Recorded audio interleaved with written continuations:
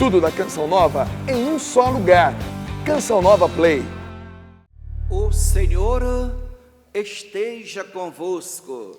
Ele está no meio de nós. Proclamação do Evangelho de Jesus Cristo, segundo Lucas. Glória a vós, Senhor. Naquele tempo, o Senhor escolheu outros 72 discípulos e os enviou 2 a 2 na sua frente, a toda cidade e lugar aonde ele próprio devia ir. E dizia-lhes: a messe é grande, mas os trabalhadores são poucos. Por isso, pedi ao dono da messe que mande trabalhadores para a colheita. Eis que eu vos envio como cordeiros para o meio de lobos. Não leveis bolsa, nem sacola, nem sandálias, e não cumprimenteis ninguém pelo caminho. Em qualquer casa em que entrardes, dizei primeiro: a paz esteja nesta casa. Se ali morar um amigo da paz, a vossa paz repousará sobre ele. Senão, ela voltará para vós. Permanecei naquela mesma casa, comei e bebei do que tiverem, porque o trabalhador merece o seu salário. Não passeis de casa em casa. Quando entrardes numa cidade e fordes bem recebidos, comei do que vos servirem. Curai os doentes que nela houver, e dizei ao povo: o reino de Deus está próximo de vós.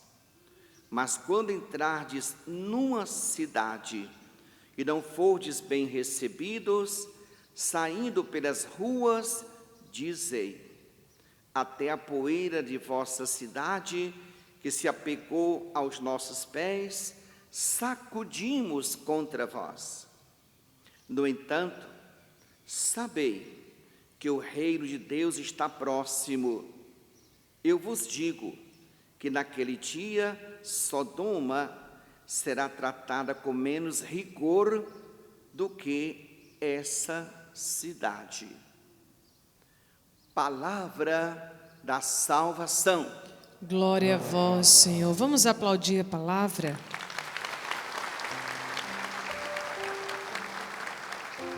Sei que a bondade do Senhor eu hei de ver na terra dos viventes.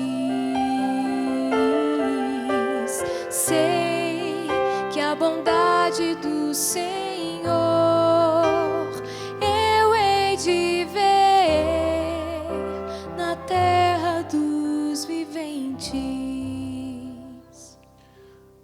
O João, vem cá, João. Hoje você nem vai ser conhecido, João. Sabe por quê? Porque as câmeras não vão mostrar você ao vivo. O João, todas as quintas-feiras, ele está aqui. Né, João? Só que ele tem um projeto de ser conhecido mundialmente. E aí, todas as quintas-feiras, ele vem para essa missa. Não sei se você está indo nas outras. Se não for, tem que ir nas outras também, viu, João? Tem que ir nas outras missas também. Aí ele vem, aparece, para todo mundo ver, igual a câmera está pegando você, só que não vai ser ver ao vivo, vai ser ver isso depois. E aí o João vem, aparece, eu falo dele, depois ele vai e senta. Sente lá, João. Pronto. Antes de você vir, eu já chamei você. Ganhei de você hoje, viu? Toda quinta-feira ele quer vir no meio da homilia, aparece, eu tenho que falar com ele, se eu não falo, ele não sai daqui, depois ele vai sendo, daqui a pouco ele some. Daqui a pouco vocês vão ver que ele vai ser quase que levado aos céus, num carro de fogo. Meus irmãos e minhas irmãs, nesse dia, Jesus tem um convite para você. Ele tem um convite a cada um de nós. Antes de você saber qual é este convite, mas por saber que este convite vem de Jesus, você aceita ou não o convite? Ixi, Maria. Quem diz não, diz não. Quem diz sim, diz sim. Quem se abstém, sai daqui que não é o seu lugar. Antes de dizer qual é o convite, eu estou dizendo qual a procedência. Vem de Jesus este convite. Então, se vem de Jesus, você aceita este convite, sim ou não? Sim. Ótimo, então agora aguenta. Nós ouvimos na primeira leitura, nós estamos lendo durante essa semana, ouvindo durante essa semana, na primeira leitura, o livro do Jó. Este homem que causa tantas interrogações, tantos estudiosos se debruçam no livro de Jó para entender o que é o livro de Jó, quem é este Jó, que perdeu tudo, que esteve como uma própria chaga diante de tantas doenças que ele adquiriu, e de tantas e tantas e tantas e tantas e tantas outras coisas, e ainda, nós estamos no capítulo 19 de Jó, e ainda Jó, apesar de ter sido colocado à prova, o João já foi, está vendo? Apesar de ter sido colocado à prova, o João ele só gosta de aparecer, ele não gosta de ouvir o padre falando, ele só, quando começa a falar, ele sabe. Apesar de ter sido colocado à prova, ele diz o seguinte: eu sei que o meu Redentor está vivo, e que por último se levantará sobre o pó, e depois que tiverem destruído esta minha pele, na minha carne, eu verei a Deus. Presta atenção e se coloque, porque eu ainda não disse qual é o convite, mas você já aceitou. O problema é seu agora. Jó está num profundo poço. Perde tudo e todos. Começa a ser provado por Deus.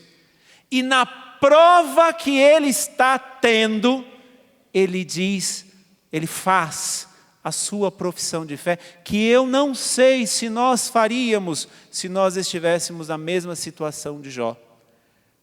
Para baixo, perdeu tudo, perdeu suas posses, seus amigos, sua família, tudo foi colocado abaixo. E Jó ainda professa: eu sei que o meu Senhor está vivo. E eu sei que eu o verei. Claro, nós estamos no capítulo 19. Jó depois vai falar, depois no final ele vai realmente dizer que viu. Aqui ele está dizendo que ele verá. Se coloque no lugar de Jó agora. Você que está aqui no santuário, você que também está nos acompanhando agora, você que está pela rádio, ao perder tudo, você teria forças, coragem, vontade de louvar a Deus? Ou será que no momento do nosso desespero, seja ele qual for, a nossa tendência é blasfemar, a nossa tendência é chorar, a nossa tendência é lamentar, a nossa tendência é começar a dizer está tudo perdido? Ou será que nós podemos aprender com Jó, que eu estou dizendo com muita ênfase, perdeu tudo e todos, porque foi colocado à prova. Nós podemos estar numa situação parecida com Jó. Mas qual é a nossa reação? Pode ser que pareça que na sua vida tudo esteja desmoronando, tudo está acabando, estão te levando tudo e todos. Mas qual é a tua postura? Porque Jó, frente a esta situação, professa: apesar de tudo, eu sei que o meu Redentor está vivo. E eu sei que mesmo depois que eu sair, que eu for arrancado desta pele, eu o verei. Você já aceitou o convite e eu só estou motivando você a pensar no que viveu Jó. Por quê? Jesus no Evangelho faz um convite a mim e a você. Que convite é este? Presta atenção. Jó era um homem temente a Deus. Jó era um homem que glorificava a Deus, era um homem religioso. Jó era um homem que acreditava. Jó era um homem que fazia tudo aquilo que o povo do seu tempo fazia. Jó era aquela pessoa que ia em peregrinação. Jó era aquela pessoa que ia no templo. Jó era aquela pessoa que não tinha absolutamente nada do que é religioso para dizer que Jó não vivia. E Jó foi colocado à prova. Só que no Evangelho, Jesus envia os seus discípulos. Ele escolhe outros 72 e envia estes 72 para anunciar o Evangelho. Presta atenção. Jesus escolhe para enviá-los em missão. O grande problema do nosso tempo, e é aqui por isso que eu quero unir uma coisa a outra. O grande problema dos nossos tempos, seja de quem está aqui dentro, seja de quem está lá fora, é a separação entre fé e vida.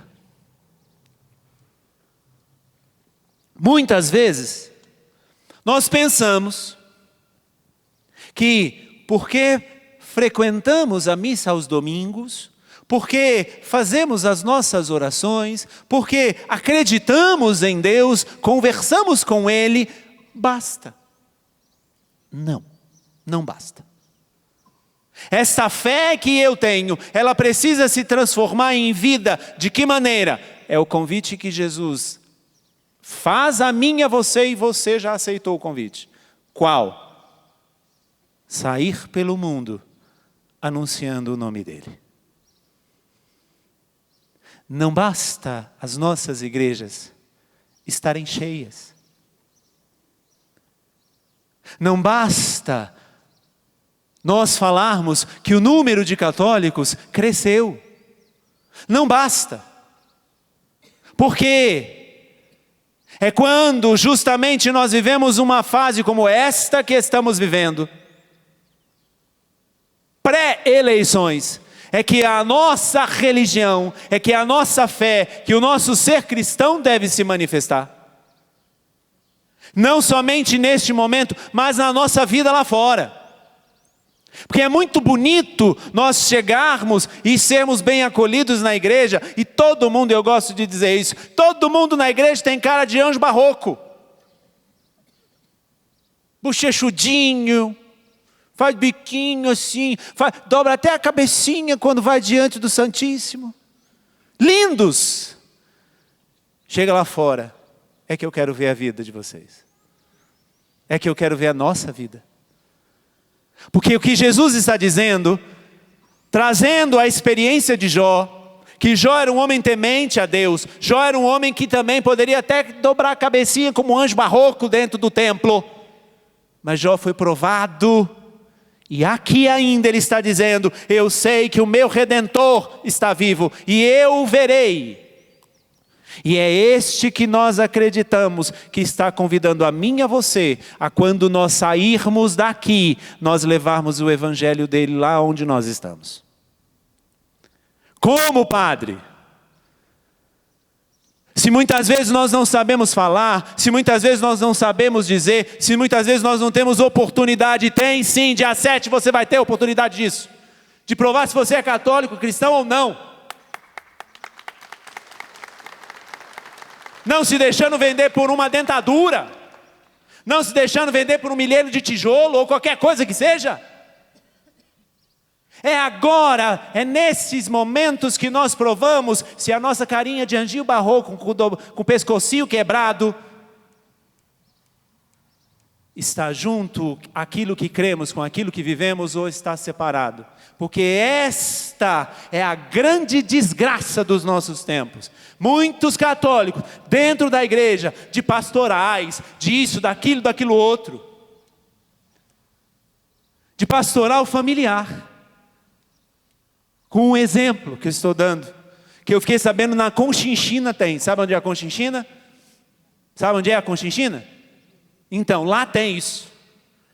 Casais de pastoral familiar que não dão exemplo nenhum fora da igreja de família. Que hipocrisia da nossa parte. O que Jesus está chamando a nós é para termos a fé provada de Jó, que mesmo nas provas que ele viveu, ele diz hoje, eu sei que o meu Redentor está vivo, e não diz isso dentro do templo, não diz isso pelas quantidades de orações que ele fez, não, ele está na prova. E quantos de nós podemos estar hoje nesta prova? Na prova da nossa fé, que muitas vezes temos situações que a nossa fé é provada. Mas o Senhor está dizendo a mim e a você este convite, fazendo este convite a mim e a você. Você quer ir junto com estes 72 para os lugares, vai dizer o Evangelho, a toda cidade e lugar aonde Ele próprio deveria ir? Você aceita este convite? Mesmo vivendo na prova, mesmo vivendo todas as tribulações que nós podemos viver e vivemos, está aí o santo de hoje que prova isso. Quantas provas não viveu São Francisco? Quantas tentações não viveu São Francisco? Mas ele tinha feito a escolha da sua vida. Estar junto com esses 72 levando o Evangelho.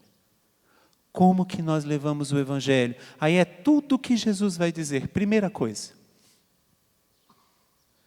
Pedi ao dono da messe que mande trabalhadores para a colheita. Quem pede é porque tem intimidade. Nós podemos rezar muito. Fazemos inúmeras orações, mas de que adianta? Rezarmos, falarmos para alguém que eu nem mesmo conheço direito. Eu vou pedir como se você tivesse uma necessidade. Vamos nos colocar agora, já que estamos falando de São Francisco de Assis. Falando não, é o dia dele. Como aquela pessoa que está na rua, pedindo esmola. A pessoa, porque está pedindo esmola, ela não pede a você com intimidade. Por isso que muitas vezes nós não somos atingidos por ela. Primeiro porque ela não nos pede com intimidade, porque nós estamos passando na rua, ela não nos conhece, eu não conheço ela. Primeiro motivo é esse. Segundo motivo, porque nós não conseguimos ver Jesus naquela pessoa. Porque nós não temos intimidade com Ele, nós não conseguimos ver Ele ali, naquele lugar. Como Francisco de Assis via. E como o próprio Jesus disse, se fizerdes isto a um destes pequeninos, é a mim que o fizerdes. É assim que nós anunciamos o Evangelho. É a primeira forma de nós vivermos o Evangelho. Sim, nós vamos pedir a Deus. Sim, nós vamos rezar a Deus. Mas nós temos que pedir com intimidade. E a oração que nós fazemos, se não for fruto da intimidade, vai ser somente repetição de palavras. Como muitas vezes nós somos criticados pelos nossos irmãos evangélicos, que dizem, por exemplo, que a oração do terço, por exemplo, é uma repetição de palavras, por isso que eles não rezam. Dizem eles, alguns deles. Só que nós também muitas vezes, não porque eles nos criticam, mas porque nos criticam com certa razão, nós rezamos muitas vezes sem saber nem o que estamos rezando. Porque nós não rezamos com intimidade. Eu só peço para alguém, se esse alguém é íntimo meu. Eu levo o Evangelho, eu aceito o convite que Jesus está fazendo, da primeira forma, rezando com intimidade. Quem é Jesus para você? Essa seria a primeira pergunta. Continua Jesus dando as instruções para os seus discípulos. Não leveis bolsa, nem sacola, nem sandálias, permanecei naquela mesma casa, comei e bebei do que tiverem, porque o trabalhador merece o seu salário. Não passeis de casa em casa. O que Jesus está dizendo? Levemos o Evangelho, mostrando que nós somos dependentes somente dEle. E Ele nos dará o necessário. Ai, meu Deus, está faltando tanto. Olha como falta isso, como falta aquilo. O que está faltando na nossa vida é a intimidade com Deus. Porque Ele diz, o trabalhador é digno, merece o seu salário. Se está nos faltando alguma coisa, pensemos direito. O que está faltando não é uma criação de necessidade. Aqui não quero entrar em discurso político. Não, padre, é porque os outros não sei o quê, porque os outros não dividem, porque o problema é o sistema. Não, não quero entrar nisso não. Eu só quero aqui pegar o Evangelho. E Jesus diz, o trabalhador é digno do seu salário. Ei, entenda uma coisa. Jesus nos chama a este convite, a depender dEle. E tenhamos uma certeza, nada do necessário nos faltará. Nada. Se nós formos íntimos dEle, se nós fizermos como Jó fez hoje, eu sei que o meu Redentor está vivo, eu sei que eu o verei, mesmo na prova que Jó vivia. A segunda coisa, para sermos anunciadores do Evangelho, que é este o convite que Jesus está fazendo a mim e a você, é depender dEle em tudo. O que falta para nós, se vier da parte de Deus e não chegou ainda, é porque não é o tempo. Ou o que está faltando para nós, não adianta culpar Beltrano ou Ciclano ou isso é aquilo. Claro, não vamos ficar de braços cruzados. Não é isso que eu estou dizendo. Até porque eu não posso ficar falando muito, senão daqui a pouco a Justiça Eleitoral vem e vai me processar, porque se eu falar alguma coisa nesses dias, a partir de hoje, justo hoje, na quinta-feira, eu não posso falar mais nada. Tem que ter o silêncio obsequioso. Não vou falar dessa raça. Vou falar do Evangelho. E o que diz o Evangelho? O trabalhador merece o seu salário. O necessário você terá, se estiver com Jesus. Esta é a segunda forma do Evangelho, de aceitar o convite. Primeiro, de rezar com intimidade. Peça sim, mas peça de uma forma que você conhece aquele que você está pedindo. Dependa somente dele, por isso que Jesus está dizendo: não leve bolsa, nem sacola, nem sandálias, porque nada vai te faltar nesta vida se você me tiver. Eu não permitirei que te falte nada. Tudo o que nos falta não é por causa de um pecado ou qualquer coisa nossa, é porque nós criamos na nossa tendência de querer angariar fundos. O que nos falta é a criação da nossa própria cabeça. E a última coisa para nós finalizarmos: dizei ao povo, é a ordem de Jesus. O reino de Deus está próximo, mas quando entrardes numa cidade e não fordes bem recebido, dizei: o reino de Deus está próximo. Jesus dá a instrução para os seus, dizendo: se te receberem bem, proclame o evangelho para eles. Se te receberem mal, continue proclamando o evangelho, porque não é uma profissão, mas é um ato da vida de um cristão. O cristão, ele proclama o evangelho, ele proclama o reino, ele anuncia a vinda do reino, onde quer que ele esteja. E em qual situação ele se encontrar, ele não perde tempo. Este é o convite de Jesus para você.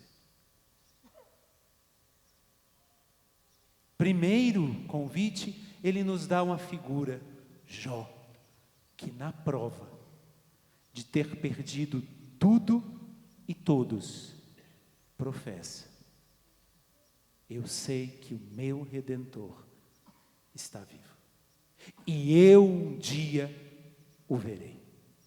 E enquanto isso, eu vou rezar com intimidade. Eu vou querer crescer na amizade com esse Jesus. Eu vou querer crescer no conhecimento deste Jesus, porque nós não conhecemos nada de Jesus, nós conhecemos o que ele faz. Nós conhecemos o que ele faz, mas ele, pouquíssimo nós conhecemos. Então, é a oração primeiro. Segundo, não leveis nada pelo caminho, porque eu vou manter a sua vida na sua necessidade. O trabalhador é digno do seu salário, vai dizer Jesus. Depender dele em tudo. E não perder oportunidades. Falar do reino, onde quer que nós estejamos. Quanto tempo a gente perde falando da vida alheia? Você viu só?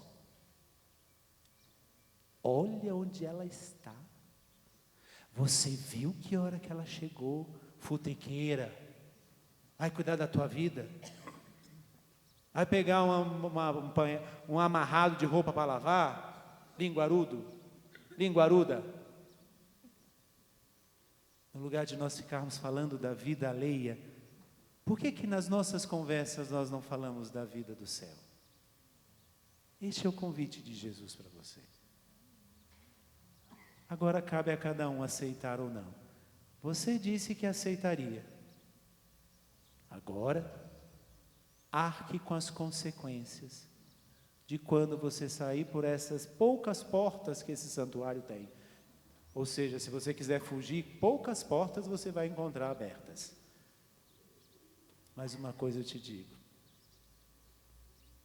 não existe ninguém, nem nada que possa te trazer a felicidade maior do que dizer: eu sou de Jesus e Ele é o meu Senhor e me dá tudo o que eu preciso, principalmente a paz e a felicidade que tanto buscamos. Vamos ficar em pé? Vamos repetir o salmo que nós cantamos. Porque o salmista diz o seguinte: sei que a bondade do Senhor eu hei de ver na terra dos viventes. O salmista nos dá essa promessa. Eu sei que eu hei de ver, mas essa terra dos viventes é a terra daqueles que passam por esta vida anunciando o Evangelho. Fecha um pouco os teus olhos e pensa no céu. Pensa em Jesus. Pensa em Deus. Pensa em tantas coisas que Ele já fez por você. Pensa em todas as situações que Ele já te arrancou da boca do leão. Quantas graças dele já te deu. Quantas bênçãos Ele já te deu. Não seja pretensioso em dizer: isso eu consegui sozinho. Não, nada você conseguiu sozinho. Porque a força que você teve para chegar lá, foi Ele quem te deu. A inteligência para você chegar lá, foi Ele quem te deu. A sabedoria para fazer isso, foi Ele quem te deu. Então, meu irmão, minha irmã, sem Ele, nós não somos nada. E se trilharmos este caminho, nós um dia veremos a face do Senhor, a bondade dEle lá, como Jó quer, como o Senhor mandou hoje. E o Senhor fez o convite a mim e a você, e nós com convicção aceitamos. Eu quero, eu aceito. Sei que a bondade do Senhor eu hei de ver na terra dos viventes. Tudo da Canção Nova em um só lugar. Canção Nova Play.